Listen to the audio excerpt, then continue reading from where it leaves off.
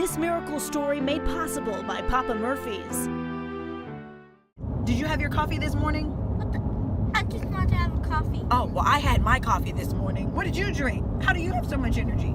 I had my chocolate milk. It's 5:30 in the morning, but Damian Del Rio and his sisters are ready and rearing to go. It felt like 40 degrees, but the temperature started now 59. What? I thought it was 58. Oh well, 59. It's not just any other day. Today's the day that Damian has been waiting for. And ask her for a permit. He gets to go behind the scenes of Morning Blend and meet Rob Karlmark, a real-life meteorologist. Want to do knuckles too? So you want to be a weather guy? Mm-hmm. Okay, so what we'll do... And we're taking it up a notch. Damian also gets to be on TV too.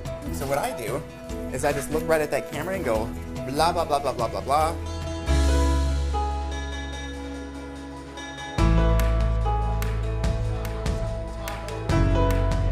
You know what? It's busy. I needed some help, so I have to be honest with you. I did not make this graphic. I had some help from a very special young man. Damian Del Rio is going to come on out here, and he woke up nice and early, and all we're asking for him is to smile and wave. He even got to do his own forecast, but this one was just for fun. In Sacramento, it's going to be 90. In the morning, it's going to be 59 degrees. Bye. He's easy to love, right? Looking at the bright-eyed, bushy-tailed 9-year-old, you would never think that he has ever had a care in the world. His mom, Beatrice Gonzalez, says that was the plan, but it didn't work out that way. We didn't know that he had a health issue when he was born, because ultrasounds and everything were normal. Damian was born 3 weeks early with a heart murmur. He was rushed to UC Davis Children's Hospital, where he spent the next few weeks in the NICU. I felt like, when they told me, I told everyone, I was like, well, be prepared for the worst, He needs surgeries and everything, most likely he won't make it, his little heart's sick.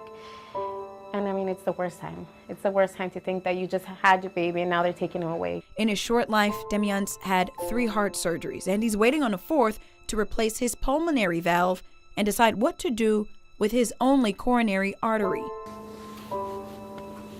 People usually don't see this aspect of it. They don't see all the emotional stuff. I know when he was first born, I thought about the health stuff, everything that he was going to go through to survive. When Damian has his 4th surgery, it will be the first one he's old enough to actually remember. You're strong, Damian. You okay? A ver, la carita. It will also be the first one without his dad. Their father actually passed away when I was pregnant with her. He has a hard time talking about issues that are hard for him, like talking about his father, about his health issues. He tends to kind of shut down when it's hard things to talk about. But no matter the challenge, Damian has always proved to be stronger. He was 3 years old when he started school, and he wasn't really talking yet. So they thought that maybe he wouldn't be able to talk. So they started teaching him sign language, and through actually learning sign language, they would repeat the words, and that's how he learned how to talk. And now sometimes I can't get him to be quiet. And while there are still hearing issues and doctor appointments every few months, it never takes Damian long to get back to his happy, fun-loving self. I like to play video games, play with my neighbors, watch TV, use my tablet, and read books. I love Fortnite. Mommy, why can't you make my breakfast right now? About that breakfast stuff. I love looking to make her pancakes. Oh, I like it. High five for the pancakes. Because at the end of the day, Damian is just a 9-year-old little boy who loves his mom, his sisters, his friends, his video games, and his life. He likes to just, be a normal child, just go out and play, have fun, just kind of forget about everything for a while. It's okay. Keristen Holmes, ABC 10 News. I fear for my kids, I fear for my grandkids, I fear for every black family, and it's not that we've made this distress happen, they've made this distress happen. Robert Mann is Joseph Mann's older brother. Joseph was shot and killed by Sacramento police back in July of 2016.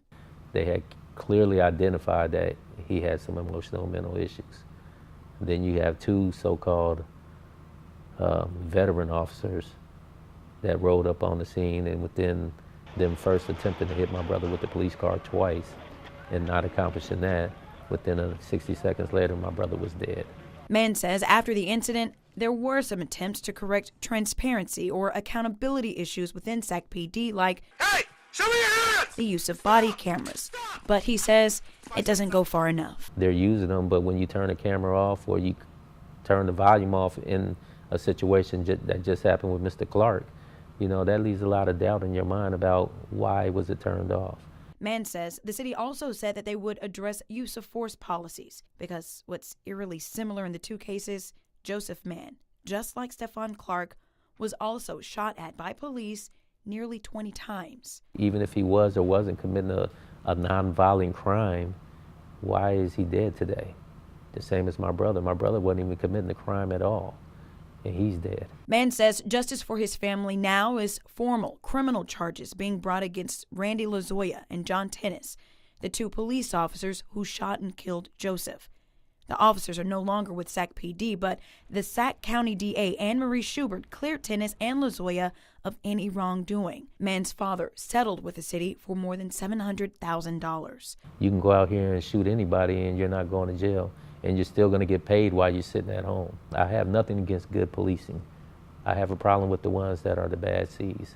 And it's sad that you have to tell your kids in such a country where we're supposed to be so free that we don't have the freedoms that our Constitution is saying we do have, because we have people in power that take that away from us.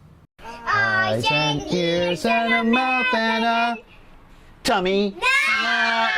Teacher Tim Lechuga has the kind of hands-on, energetic learning that is contagious, but his students just call him Teacher Tim. Clean up, everybody everywhere. Clean up.